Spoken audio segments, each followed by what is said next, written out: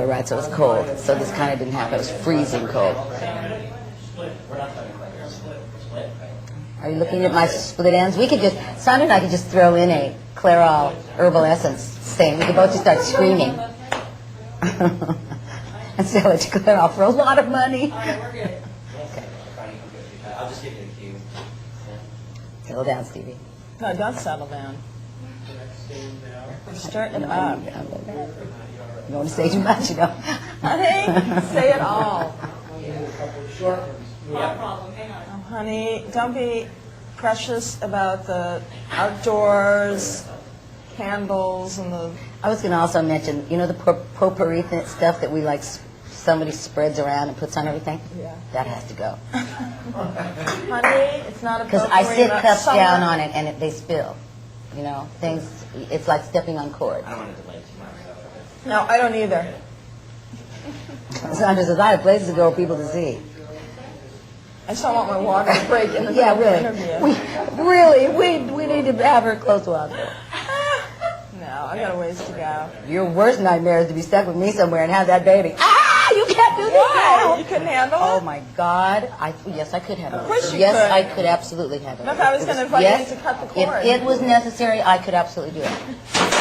I would be probably. I would Honey, be I probably. knew that was just a matter of time.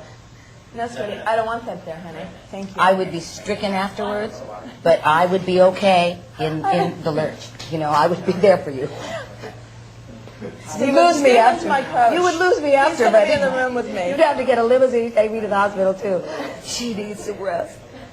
So, anytime you guys. Okay. Sandra. All right. We've been doing. Oh, well, I thought the interview was over. We just talked about We're outta everything we here. were really interested in talking about. Oh, are you ready? Oh, great, fabulous. MTV is ready. It's incredible. We are ready for MTV. Hey, baby. The concert rocked. Thank you, Sandra. I mean, this has been such an incredible year for me because I'm pregnant, and I've seen you with Fleetwood Mac, and I've seen you solo, and my baby has heard you. So it's like, I know it's just going to be something magical and fabulous that's going to happen when the baby's born. Know my voice. Yes, and crave To hear me. to hear And you. buy my records.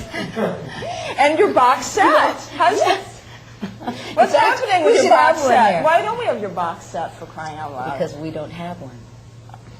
No, on Do we? tour with We you? don't. All right. Well, I think everybody we do. knows that Stevie has her box set out and that it rocks. It has your whole compilation of all your solo albums. My work, my solo work, yeah. Your oeuvre complet, Yes. which is so amazing. My coup de grace. No, honey, you haven't reached that yet. You're on your way, but Right. nowhere near. Right. We're a work in progress.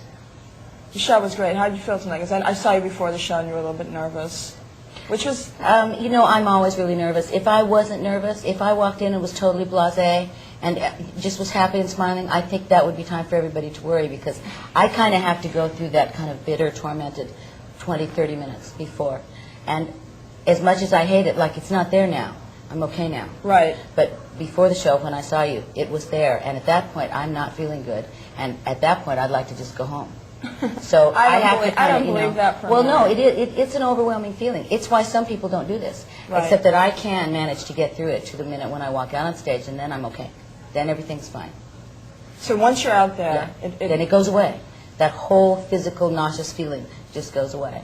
Thank God. If it didn't go away, I couldn't do this. And I think maybe for some people that can't tour because they're too nervous, that's what happened. It doesn't go away. well, you rise above it, and the crowd went completely insane. What about when they rushed you? I was hoping you were going to like jump into the mosh pit at the very end. I was kind of disappointed. I thought you were just going to throw Throw yourself. myself out there. Well, you know, in another time, I may have thrown myself I out. think by the end of this tour, you're going to.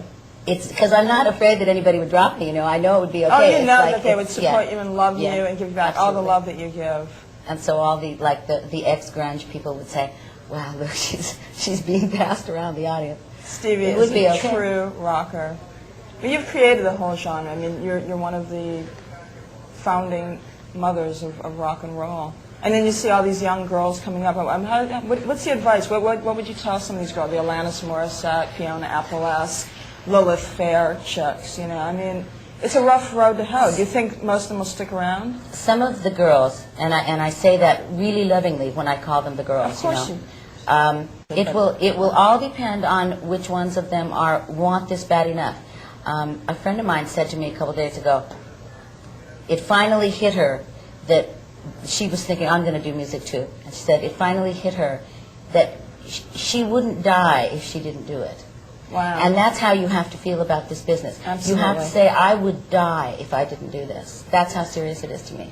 So I think the ones that will die if they don't do it will be around in 20 years. Right. The ones that it isn't that important to, it will make them a lot of money, they'll have a lot of fun, and they'll go into something else. They'll get married, they'll start to have children, they'll start a family. Things will change for them. Because as women, we kind of get pushed out of our careers for those reasons. So the ones that really care about it won't do that.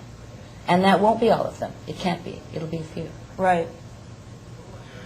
So you feel like you can walk that fine line of having relationships and having a family and still be able to be completely committed? Or do you feel you couldn't do it? No, I couldn't. Why is that? Well, if you, this is so interesting you would say that. Look back over my life since last April 1st. Not the one that just went by, but before that. Right. We went into rehearsal for the Fleetwood Mac, The Dance. May 25th, we filmed it. We rehearsed all summer. We went on the road in September. We got back December 1st. I started working on the box set, also staying working with Fleetwood Mac, doing the Brits, a German TV show, going to Europe, going to New York twice, doing the David Letterman show. So Fleetwood Mac was still working. I was also putting together the box set. Now, really, how many people can just say, oh, great, bye, great, and be left behind all those times? And for me, in my business, when I'm out here on the road, if you don't have a job, after a couple of days, you should go home. That is genius. Because it doesn't work if you don't have anything to do out Right. here. You have to have a real function, and then everybody gets along great. Yeah. But so to bring a boyfriend or a husband out here and have them have to like get out of the way and and stay. All the girls are here and stay out and don't walk in and knock, and it's like it's very hard. It would take an incredible person to be able to deal with that life, and I don't want to change my life. I like it. Right on. Right on. Have you had anybody come close to that, though? Like with Lindsay, I mean, you guys were working together. Well, that, so. That was, Lindsay and I were as close to married as I'll probably ever be, because we really were married. We lived together for 5 years. Right. I took care of him. I cooked for him. I ironed his jeans. I embroidered stars and moons on them. I adored him. That's I took divine. care of him. Will you come So, and do that for me? that was, Sandra. So you know what I mean? That Please was like embroider something for she me. wanted jeans. So that was a great thing. But we also had the same job. We were like this duo, Right. and our job was the same job. So at least we went to the job together. We came home together. Exactly. This is not, who else am I going to find to be like a duo in my music that I really respect, really think is really talented, really want to sing with every day, and want to spend my life with? Well, there's very few. No. It's not an easy thing. So, I don't look at it as a scary thing. I look at it as, if somebody's going to come in my life, they will. If it's not, then God didn't mean me to do that. Then He just meant me to come here and sing songs and make people happy. Maybe that's my mission. So you're cool with it? I'm cool with it. You feel